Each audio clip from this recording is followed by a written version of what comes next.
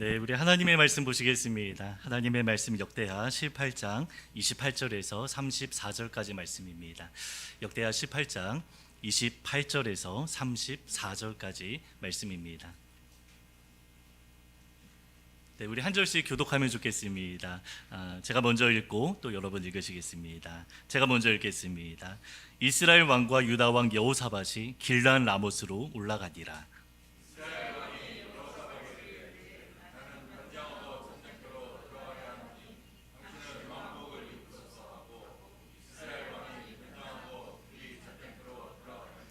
아람 왕이 그의 병거 지휘관들에게 이미 명령하여 이르기를 너희는 작은 자나 큰 자나 더불어 싸우지 말고 오직 이스라엘 왕하고만 싸우라 한지라.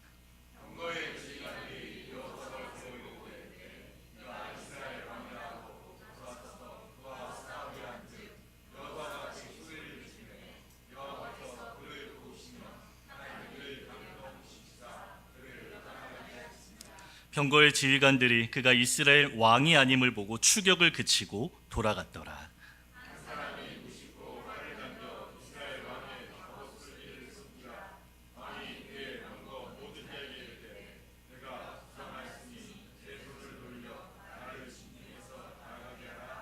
함께 읽겠습니다. 이날의 전쟁이 맹렬하였으므로 이스라엘 왕이 병거에서 겨우 지탱하여 저녁 때까지 아람 사람을 막다가 해가 질 즈음에 죽었더라. 아멘. 우리 잠깐 기도하겠습니다. 하나님 감사합니다. 귀한 자리에 불러주시고 또 하나님의 말씀 나누게 하시니 감사합니다. 각 사람에게 성령 하나님 감동하여 주시고 또 이 자리 가운데 충만하게 임하시고 역사하시는 말씀의 역사가 가득 임하도록 기름 부어 주시옵소서. 오늘 주님을 기대합니다. 감사드리며 예수 그리스도의 이름으로 기도드립니다. 아멘. 네, 오늘은 구별하시는 은혜라는 제목으로 하나님의 말씀 나누겠습니다. 그 이스라엘 역사 가운데 왕들의 이야기를 보면 전쟁에 관한 이야기가 참 많이 나오는 것을 우리가 보게 됩니다. 지금도 세계 곳곳에서 전쟁이 많이 일어나고 있는데 여러분, 전쟁이 무엇입니까? 전쟁은 목숨 걸고 싸우는 것입니다.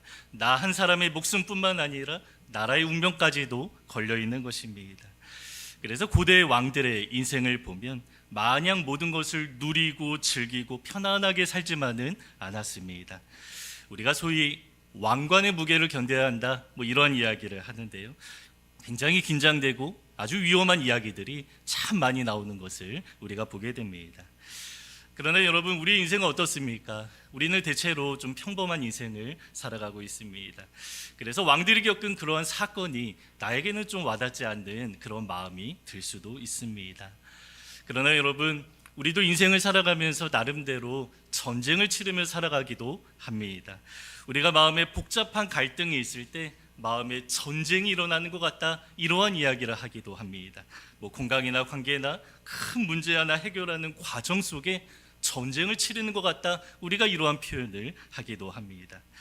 그래서 이 역사의 상황과 우리가 겪는 상황이 조금 다를 뿐이지 왕들이 겪은 전쟁의 이야기는 우리 인생과 참 비슷하고요, 또 우리의 삶에도 잘 적용할 수 있습니다.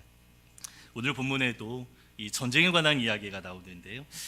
오늘 본문의 주인공은 여호사밧이라는 왕입니다. 많이 들어보셨죠? 남유다의 왕입니다. 네 번째 왕이었습니다. 이 여호사밧 왕은 대체로 좋은 평가를 많이 받았습니다. 당시 왕들에게 가장 귀한, 가장 높은 칭찬과 영예는 다윗과 같다라는 것이었습니다. 그런데 여호사밧의 인생을 평가하는데 하나님이 뭐라고 말씀하시는가? 다윗의 처음 길로 행하였더라, 이렇게 말씀하는 것입니다. 아주 큰 칭찬을 받은 것이죠. 그러면 왜 이렇게 큰 칭찬을 받았는가? 그는 왕위에 오르면서 가장 먼저 한 일이 신앙개혁을 한 것이었습니다. 왜냐하면 그의 아버지 아사 왕이 처음에는 하나님 앞에 잘 섬기며 살아가다가 나중에 긴 세월 동안 자기의 삶과 나라 가운데 평안이 찾아오니까 하나님을 의지하지 않게 되었습니다. 그래서 하나님이 발에 병이 들게 하면서 하나님을 의지하게끔 모든 상황을 만드셨지만 아사 왕은 끝까지 하나님을 의지하지 않고 또 의원들만 의지하였더라, 이렇게 성경에 기록하고 있습니다. 왕이 하나님을 떠났습니다. 그러면 백성들도 하나님을 떠나는 것이 너무나 자연스럽게 되어집니다. 그래서 나라의 우상 숭배가 아주 많이 퍼지게 되었습니다. 그런데 그의 아들 여호사밧은 그 아버지의 모습을 보면서 아마 좀 반면교사로 삼았던 것 같습니다. 그래서 즉위하자마자 우상을 제거하고 신앙 개혁을 일으키며 살아갑니다. 그런데 그는 우상을 버릴 뿐만 아니라 제사장을 세우는데요, 이 제사장이 하는 일이 무엇인가? 하나님의 말씀을 가르치는 일이었습니다. 그래서 제사장을 세워서 이들로 하여금 온 나라에 돌아다니면서 하나님의 말씀을 가르치는 이러한 일들을 하게 되었습니다. 그러니까 우상을 버리는 것에서 그치는 것이 아니라 자발적으로 백성들로 하여금 우상을 버리게 하고 자발적으로 하나님을 예배하고 섬기게끔 만들었던 것입니다. 그래서 하나님이 이 여호사밧의 모습을 아주 기쁘게 받으셔서 나라에 아주 힘을 주셨는데요, 그 방식이 주변 나라 가운데 두려움을 심어주는 것입니다. 자, 이스라엘 백성이 광야 생활을 마치고 가나안 땅에 들어갈 때 하나님이 왕벌을 보내셨다라는 표현이 있는데요, 비유입니다. 두려움을 심어주었다라는 것입니다. 여호사밧도 마찬가지입니다.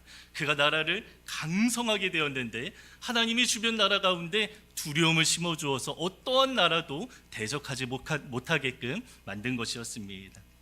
실제 군사적으로도 아주 강해졌는데요, 그의 아버지 아사 때의 군대가 58만 명이었는데 여호사밧 때 108만 명으로 늘어나게 되었습니다. 거의 2배입니다. 그리고 주변 나라들이 조공을 바치는 이러한 일들이 일어났습니다. 왜냐하면 남유다와 싸워서 이길 수 없다라는 그 생각을 하게 되기 때문입니다. 이처럼 하나님 한 분을 잘 섬긴 결과 이 나라에 많은 유익을 얻게 되었습니다. 경제적으로 부강하게 되었고요, 또 경제적으로 뿐만 아니라 군사적으로도 아주 강성하게 되었습니다. 우리가 잘 아는 말씀입니다. 예수님도 말씀하시는데 너희는 먼저 그의 나라와 의를 구하면 이 모든 것을 더하신다 라는 말씀이 왕들의 삶 가운데 실제가 되었던 것입니다. 아무것도 염려하지 말고 오직 모든 일에 기도와 간구로 너희 구할 것을 감사함으로 하나님께 아뢰라 말씀하는데요, 하나님이 실제 평강을 주시고 문제도 해결하시는 이러한 귀한 은혜가 여호사밧의 삶과 나라 가운데 실제적으로 나타나게 되었습니다. 그런데 여호사밧의 삶에 아주 치명적인 실수가 하나 있었는데요, 이 여호사밧은 남유다의 왕인데 북이스라엘과 사돈 관계를 맺으면서 동맹 관계, 친화를 맺었던 것입니다. 물론 나라와 나라가 동맹을 맺은 것이 잘못된 것은 아닙니다. 더욱이 원래 한 나라였던 북이스라엘과 남유다가 동맹을 맺은 것, 원래 사실 잘못된 것은 아닙니다. 하지만 그 대상이 누구였는가? 당시 북이스라엘의 왕은 아합이라는 왕이었고 그의 아내는 이세벨입니다. 하나님 앞에 가장 악한 사람들로 알려진 사람들이었습니다. 이러한 집안 사람들과 사돈 맺기가 사실은 조금 꺼려집니다. 게다가 집안과 집안의 문제만이 아니라 나라와 나라의 문제까지도 연결되어 있었기 때문입니다. 그런데 당시 북이스라엘도 남유다 못지않게 아주 강성했는데 여호사밧은 남유다와 북이스라엘의 군사적인 이 긴장을 해소하고자 이들과 사돈 관계를 맺게 되었습니다. 그러나 그동안 하나님의 은혜가 남유다 가운데 있었죠. 하나님을 의지한 결과 하나님이 보호하시고 강성하게 지켜주셨는데요, 그는 인간적인 방법으로 평화를 꾀하고자 하였습니다. 여러분, 우리가 맺고 끊는 것을 잘해야 한다, 이러한 이야기를 많이 하는데요, 영적으로도 그렇습니다. 우리가 끊어야 할 관계가 있다면 과감하게 끊어야 합니다. 그러나 우리가 맺어야 할 좋은 관계가 있다면 먼저 적극적으로 손을 내밀면서 맺는 이러한 모습이 우리 가운데 꼭 필요합니다. 그러나 여호사밧은 반대였습니다. 끊어야 할 관계를 맺었고 맺어야 할 하나님과의 관계는 조금 느슨해지게 되었습니다. 자, 그래서 어떻게 되었는가? 하나님이 그의 인생을 이끌어간 것이 아니라 우상을 숭배하는 아합 왕에게 끌려가게 되었습니다. 그래서 여호사밧은 원하지 않는 전쟁에 휘말리게 되었습니다. 현재 우리나라도 이러한 이슈가 있는데요, 이 나라와 나라가 동맹을 맺으면 이 한 나라의 전쟁에 좀 참여하기를 아주 강하게 요구하는 이러한 분위기들이 있죠. 그런데 북이스라엘이 아람이라는 나라와 전쟁을 치르는데 남유다가 북이스라엘과 연합국이 되어서 참전하기를 아주 강하게 요구했던 것입니다. 그리고 여호사밧은 이 요구에 거절하지 못합니다. 그런데 여호사밧은 이 전쟁에 참여하지 않으려고 전쟁 자체를 무마하기 위해서 노력하긴 했습니다. 그래서 이렇게 제안합니다. 이 전쟁을 하고 말고의 문제는 우리가 정하지 말고 우리가 하나님 앞에 물어보자, 이렇게 이야기를 합니다. 그래서 여러 선지자들을 다 모았는데요. 그런데 문제는 북이스라엘의 선지자 400명이 모였는데 이들이 모두 거짓 선지자였다라는 것입니다. 왕이 자기에게 좋은 말만 하는 거짓 선지자들만 불렀던 것입니다. 그래서 이들은 왕의 눈치를 보면서 왕이 원하는 대로만 말하는 사람들이었습니다. 그러나 여호사밧은 좀 이상한 분위기를 감지합니다. 그래서 다른 선지자는 없느냐라고 물었는데 그때 한 사람, 미가야라는 선지자를 부르게 됩니다. 그는 하나님의 사람으로서 바르게 예언하는데요, 이렇게 말합니다. 이 전쟁에서 반드시 패배할 것이다. 자, 그런데 이상합니다. 전쟁에서 패배할 것이기 때문에 전쟁에 나서지 말라 이렇게 말하지 않고 패배할 것이지만 북이스라엘 아합 왕은 반드시 이 전쟁에 참전해야 한다 이렇게 이야기를 합니다.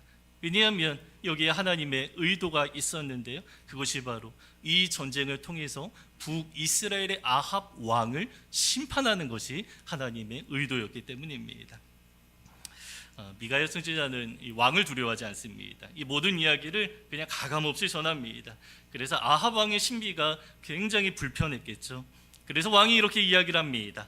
내가 전쟁을 마치고 돌아오기까지 너로 하여금 고난의 물을 먹게 하겠다. 감옥에 가두고 아주 고통스럽게 하다가 내가 돌아오면 너를 죽이겠다, 이렇게 이야기를 했던 것입니다. 그러나 미가야 선지자는 말싸움에서 지지 않습니다. 그는 이렇게 말합니다. 당신은, 왕은 결코 평안히 돌아오지 못할 것입니다 라고 이야기를 합니다. 그리고 결국 아합 왕은 전쟁에 나서게 되었는데요, 끝까지 이 남유다 여호사밧을 물고 늘어집니다. 여기 여호사밧은 사실 참전한 이유가 없습니다. 하나님의 심판이 예고되었기 때문입니다. 그런데 그는 이 사돈관계를 통해 동맹을 맺었기 때문에 좀 어쩔 수 없이 끌려가게 된 면이 있습니다. 왜냐하면 이 사돈관계가 틀어지고 나라의 동맹이 깨지면 북이스라엘도 나름대로 강성한 나라였는데 좀 위협이 될까, 이러한 두려움이 있었기 때문입니다. 그래서 좀 찜찜한 마음이 너무 많았겠지만 억지로 끌려가듯 전쟁에 참전하게 되었습니다. 그러나 나중에 좀 결과를 보면 아시겠지만 여호사밧이 이 전쟁에 참전하지 않고 과감하게 관계를 끊어버리고 남유다로 돌아오더라도 사실은 큰 문제가 일어나지 않을 것입니다. 왜냐하면 아합 왕은 이 전쟁에서 죽고 사라지는 존재가 되기 때문입니다. 그런데 여호사밧은 첫 단추를 잘못 깨웠는데요, 다시 풀어서 하나님 앞에 재정리하는 것이 아니라 계속해서 이어서 잘못된 선택을 하게 됩니다. 아합 왕이 이렇게 말합니다. 아주 교묘하고 황당한 제안을 하게 됐는데요, 적군의 목표는 북이스라엘의 왕인 나이기 때문에 나는 일반 군사로 변장하겠다. 자, 여기까지는 우리가 이해가 됩니다. 왕복을 입으면 표적이 되기 때문입니다. 그런데 이어서 아합 왕이 뭐라고 이야기하는가? 여호사밧에게 당신이 나 대신 북이스라엘의 왕복을 입으소서, 이렇게 이야기를 했던 것입니다. 누군가 왕으로서 자리에 앉아 사계를 진작시키고 지휘도 해야 하는데 나는 위험하니 당신이 그 자리에 서라고 이야기를 했던 것입니다. 여기에 아합 왕의 아주 교묘한 의도가 있습니다. 이참에 여호사밧을 아주 위험한 상황에 노출시키고 적군에 의해서 죽이려는 것입니다. 그러면 어떻게 됩니까? 나라와 나라가 남유다, 북이스라엘 동맹을 맺었기 때문에 북이스라엘이 아주 자연스럽게 남유다까지 점령하고 다스릴 수 있겠다, 아마 이렇게 생각했던 것 같습니다. 그래서 이 제안은 당연히 거절해야 합니다. 내가 왕복을 입으면 당연히 내가 표적이 되지 않겠습니까? 이렇게 좀 말을 해야 합니다. 그러나 여호사밧은 조금 안일한 마음이 있었는지 또 너무 당황해서 이 상황을 좀 제대로 분별하지 못했는지 그 제안을 받아들이고 전쟁에 나가게 됩니다. 그 상태로 전쟁에 참여하는데요, 누가 봐도 불구덩이에 스스로 들어가는 모양입니다. 그리고 실제로 여호사밧 왕이 아주 상당히 위험한 상황에 처하게 됩니다.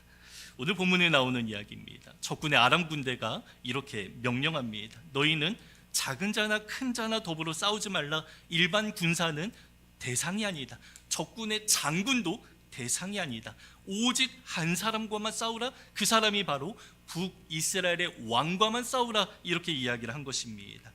너무나 위험한 상황입니다. 그래서 여호사밧이 북이스라엘의 왕복을 입었기 때문에 그가 할 수 있는 것은 도망가는 것밖에 없습니다. 그런데 한창 도망가는 중에 여호사밧이 크게 소리를 질렀더라. 그리고 이어서 하나님이 감동하셨더라. 그러니까 그냥 소리만 지른 것이 아닙니다. 위험한 상황에서 그냥 악소리만 지른 것이 아니라 하나님 앞에 기도하면서 하나님 나를 살려주십시오 이렇게 소리를 질렀던 것입니다. 그때 하나님이 감동하셔서 어떠한 일이 일어나게 되었는가? 적군이 갑자기 돌아서게 되었습니다. 그리고 왕복을 입은 그 사람이 북이스라엘 왕이 아니다라는 사실을 알게 되었던 것입니다. 그래서 죽을 수밖에 없는 상황에서 여호사밧은 아주 기적적으로 살아나게 되었습니다.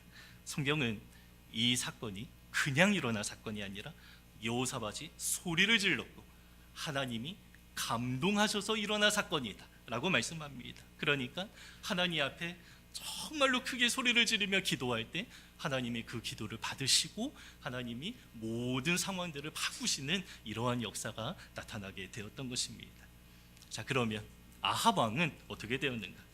미가야 선지자가 그는 이 전쟁에서 평안히 돌아오지 못할 것이다 라고 이야기를 했는데 실제로 그가 너무나 허무하게 죽었습니다.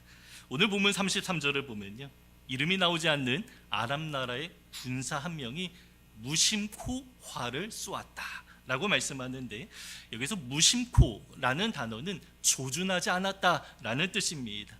어느 목표물을 정해놓지 않고 그냥 상대 진영을 향해서 무작위로 화살을 쏜 것입니다. 어느 번역에서는 우연히 쏜 화살이라고 이야기를 하는데요, 영어에서는 랜덤이라고 이야기를 합니다. 제비를 뽑듯 그냥 돌림판에 화살을 꽂는 것처럼 아무나 걸려라 이러한 마음으로 무작위로 화살을 쏘았던 것입니다. 그런데 조준하지 않은 화살에 누가 맞게 되었는가? 일반 군사로 변장한 아합 왕이 맞게 되었습니다. 그리고 그가 시름시름 앓다가 그날 밤에 죽게 되었습니다. 여러분, 하나님의 역사가 이렇게 아주 뚜렷하게 갈립니다. 하나님은 당신을 의지하는 그 사람에게 위기의 상황에서 건져주십니다. 그러나 악한 사람이라면 그가 아무리 평안하게 있어도 안전한 곳에 있다 생각하더라도 하나님의 심판에서 면할 수 없었던 것입니다. 저는 아브라함 이야기를 참 좋아하는데요, 이제 그의 삶을 생각해 보면 그의 인생이 좀 안정적이지 않습니다. 조금 위험하고 아찔하게 살아갈 때가 참 많이 있었습니다. 왜냐하면 그가 살아가는 방식 중에 아주 중요한 특징 중에 하나가 장막을 치며 텐트를 치며 살아갔던 것이기 때문입니다. 이 고대에는, 특히 아브라함 당시에는 크고 작은 전쟁이 참 많이 있었는데요, 전쟁이 많이 있었습니다. 전쟁이 많으면 어떻게 살아가야 되겠습니까? 성을 쌓습니다. 그래서 아브라함 당시에 수많은 사람들이 성을 쌓으면서 그 안에서 보호를 받으며 살아갑니다. 어떻게든 성문을 강하게 만들고 또 성벽을 아주 크고 두껍게 만드는 이러한 문화 가운데 아브라함이 살고 있었던 것입니다. 이러한 문화 속에서 텐트 치며 살아가는 아브라함의 모습이 조금 불안해 보입니다. 그러나 히브리서는 이 삶의 방식을 가리켜서 뭐라고 이야기하는가? 아브라함이 믿음이 있었기 때문에, 믿음으로 살았기 때문에 이렇게 살았다라고 말씀하고 있습니다. 왜냐하면 아브라함에게는 이 땅의 소망이 아닙니다. 하늘의 소망이 있었기 때문에 이 땅의 안정감과 이 땅의 소망을 추구하는 것이 아니라 하늘의 성을 바라보면서 이 땅에서는 내가 나그네처럼 살아가겠습니다, 이렇게 결단했던 것입니다. 그래서 실제 히브리서 11장 9절과 10절을 보면 이렇게 말씀하는데요, 믿음으로 라고 시작하면서 그가, 아브라함입니다, 이방의 땅에 있는 것 같이 마치 나그네처럼 외국인처럼 살아갔던 것입니다. 약속의 땅에 거류하여 동일한 약속을 유업으로 함께 받은 이삭 및 야곱과 더불어 장막에 거하였으니, 자, 이러한 삶의 방식이 아브라함뿐만 아니라 이삭과 야곱 대대로 신앙의 유산으로서 물려지게 되었다라는 것입니다.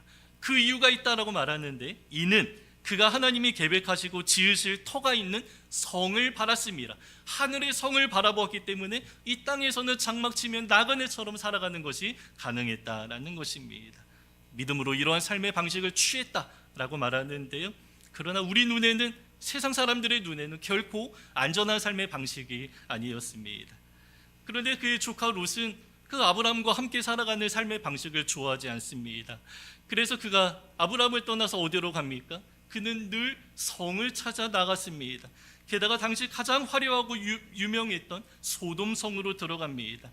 그런데 성은 아무나 받아주지 않습니다. 많은 세금을 내야만 성에 들어가서 살아갈 수 있습니다. 실제 롯은 아주 많은 대가를 치른 것으로 보입니다. 왜냐하면 성경에 이러한 표현이 있는데요, 롯이 성문에 앉았더라. 이 성문이라는 것은 많은 사람이 오가는 곳이고 무역이 일어나는 곳이기 때문에 재판이 많이 일어나는 곳입니다. 그래서 어느 자리에 앉았다라는 것은 재판하는 과정 속에 성읍의 장로로서 기능했다, 이러한 의미입니다. 외부인이 성문에 앉았습니다. 높은 자리에 앉았다면 그만큼 아주 많은 대가를 치르고 소돔성으로 들어갔다, 이렇게 우리가 충분히 생각할 수 있습니다. 그러나 여러분, 많은 대가를 치르고 안정감을 누리기 원했던 그 롯의 인생이 어떻습니까? 그의 삶에 어려움이 많이 찾아오게 되었습니다. 한 번은 이 가나안 땅에 남부와 북부 연합국의 싸움이 있었는데 이 전쟁에서 패배하고 포로가 되었는데 아브라함 덕분에 겨우 살아난 이러한 사건이 있습니다. 또 한 번은 하나님의 심판으로 소돔과 고모라 성이 유황불로 뒤덮이는 이 상황에서 아브라함의 기도 덕분에 가까스로 빠져나오게 되었습니다. 그런데도 롯은 정신을 차리지 못합니다. 하나님이 천사를 통해 롯에게 산으로 가라, 이렇게 이야기를 합니다. 여러분, 산이 어떻습니까? 사람이 살아가기 참 어려운 곳입니다. 야생짐승이 우글거리는 곳입니다. 그러나 위험해 보이는 산이라도 하나님이 그곳으로 가라라고 말씀하셨다면 하나님이 보호해 주실 것을 기대하면서 살아갈 수 있습니다. 그러나 롯이 어떻게 이야기하는가? 성으로 가면 안 되겠습니까? 내가 소알 성으로 가면 안 되겠습니까? 라고 합니다. 끝까지 눈에 보이는 안정감만을 추구했던 것입니다. 그러나 결국 소알성에서도 성경은 그냥 두려움이라고 말하는데 어떠한 일이 있었는지 모르겠습니다. 어쨌든 두려움 때문에 빠져나오게 되었고 굴로 결국에 피신하게 됩니다. 롯에게는 믿음이 없었습니다. 눈에 보이는 하나님을 제대로 믿지 않기 때문에 눈에 보이는 안정감만을 추구했던 것입니다. 그러나 여러분, 아브라함 어떻습니까? 처음부터 끝까지 장막치며 살아갑니다. 물론 그의 삶에 두려움이 엄습할 때도 참 많이 있었습니다. 그러나 하나님이 때마다 말씀하시는데 어떻게 말씀하시는가? 내가 너의 방패다라고 말씀하십니다. 여러분, 하나님이 방패가 되어주신다면 어떻겠습니까? 안정함을 누릴 수 있습니다. 만군의 여호와께서 방패가 되어주시기 때문에, 여호와가 나의 산성이 되시기 때문에, 나의 요새가 되시기 때문에 세상적인 안정함을 붙들지 않아도 평안하게 살아갈 수 있었던 것입니다. 그래서 아브라함은 끝까지 하나님의 보호하심, 하나님의 인도하심 가운데 살아가게 되었습니다. 오늘 본문이 이러한 대비를 잘 보여줍니다. 여호사밧 어떻습니까? 가장 위험한 상황에서 구원을 받았습니다. 아합 왕 어떻습니까? 가장 안전하다 생각하면서 나 스스로 안정감을 추구했지만 가장 안전하다 생각하는 그 자리에서 하나님의 심판이 나타나게 되었습니다. 이처럼 하나님은 아주 세밀하게 한 사람 한 사람 구별하면서 어느 사람은 하나님이 보호하고 지켜주시고 구원하십니다. 그러나 어느 사람은 나 스스로 안정감을 추구했지만 결국에 하나님의 심판 가운데 거하게 되는 것입니다.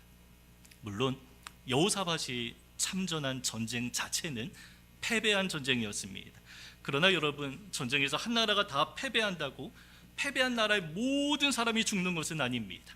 오늘 본문의 시점에서 약 300년 정도 지나면요, 남유다가 하나님의 심판으로 바벨론의 포로가 되는데요, 나라 자체는 일단 멸망했습니다. 그러나 포로가 된 백성 가운데 하나님을 신실하게 섬기는 많은 사람들을 하나님이 보호해 주시는 이러한 역사가 나타나게 되었습니다. 대표적으로 다니엘과 세 친구가 하나님의 보호하심 가운데 귀족으로서 아주 좋은 대우를 받았습니다. 에스겔도 그렇습니다. 에스겔과 함께한 1만 명의 귀족과 기술인들이 있었는데 이 모든 사람들이 또 아주 좋은 대우를 받으면서 집과 터전을 얻고 또 포로지에서 잘 살아가게 되었습니다. 여러분, 포로가 되었다고 모든 사람이 다 멸망하는 것이 아닙니다. 전쟁에서 졌다고 모두가 다 패배하는 것이 아닙니다. 여러분, 나라가 어렵다고, 전 세계 경제가 어렵다고 여러분 이 기업이 어려워지는 것이 아닙니다. 예배하면서 또 하나님을 섬기고 하나님께 부르짖으며 기도하는 이곳 가운데 하나님이 구별하셔서 보호하시는 이러한 은혜가 분명히 나타날 것입니다. 그래서 북이스라엘이 패배한 전쟁이었고 남유다도 동맹국으로서 패배했지만 하나님이 여호사밧 구별해서 보호하시고 다시 한번 기회 주시고 다시 한번 여호사밧이 일어나게 되었습니다. 시편 32편 6절과 7절입니다. 모든 경건한 자는 주를 만날 기회를 얻어서 주께 기도할지라. 진실로 홍수가 범람할지라도 그에게 미치지 못하리이다. 주는 나의 은신처이오니 환난에서 나를 보호하시고 구원의 노래로 나를 두르시리이다. 여러분, 여기에서 홍수가 범람해도 라고 말합니다. 여러분, 일본에 쓰나미가 밀려오면 어떻습니까? 주변의 모든 것들을 다 쓸어버립니다. 홍수가 범람하면 같은 지역에 있는 모든 사람들 다 쓸려갈 수밖에 없습니다. 그러나 홍수가 범람할지라도 이미 홍수는 범람하였지만 하나님을 의지하는 사람은 하나님이 지켜주시고 보호하신다, 이렇게 말씀하는 것입니다. 그래서 여러분, 우리가 할 것은 내 힘으로 안전하게 살아가는 것이 아니라 우리의 방패 되시고 또 우리의 산성과 요새가 되시는 하나님만을 우리가 바라보는 것입니다. 그리고 여러분, 이 과정에 우리에게 꼭 필요한 것이 있는데요, 그것이 바로 맺고 끊는 것을 잘하는 것입니다. 세상이 두렵고 사람이 두려우면 원하지 않는 관계를 맺게 됩니다. 그들이 나를 어떻게 볼까? 내가 손해를 입지 않을까? 또 오해를 받지는 않을까 생각하며 조금씩 타협하면서 또 세상이 요구하는 것들을 조금씩 들어주면서, 여러분, 그러면 어떻게 됩니까? 나도 모르게 어영부영 끌려가는 인생이 될 수밖에 없는 것입니다. 그러나 여러분, 하나님을 의지하는 사람 끊어낼 수 있습니다. 하나님을 의지하는 사람 안에는 평강이 있는데요, 평강의 다른 말은 담대함입니다. 그래서 두려움이 없습니다. 평강을 가지고 담대함을 가지고 우리가 살아가게 되는 것입니다. 물론 여호사밧은 여러 가지 얽혀있는 관계로 인해서 스스로 끊어내지 못했지만 하나님이 끊어내게 하시기도 합니다. 여러분, 우리도 연약해서 맺고 끊는 것을 잘 못할 수도 있습니다. 그러나 우리의 잘못된 선택으로 인해 어려움을 겪을 때가 있지만 그럼에도 여러분, 모든 것이 다 끝나는 것이 아닙니다. 여러분, 하나님은 추격하십니다. 왜 추격하십니까? 사랑하시기 때문입니다. 끝까지 우리 삶 가운데 추격하셔서 우리의 삶을 돌보시는 것입니다. 그래서 여러분, 우리가 결정적인 순간에 하나님을 바라보면 어떻게 됩니까? 하나님이 여호사밧의 연약함을 품어주신 것처럼 하나님이 우리의 연약함도 품어주시고 건져주시는, 그리고 결국 마지막에 하나님 앞에 부르짖으며 기도하게 하시는 그 기도를 통해서 구별하신 은혜가 우리 삶 가운데 나타나는 것입니다. 그래서 성경은 여호사밧의 연약함을 우리에게 보여줍니다. 마치 우리의 모습과 같습니다. 우리도 세상을 살아가는 중에 얽히고 섞여 있는 여러 가지 관계, 여러 가지 어려움이 있기도 합니다.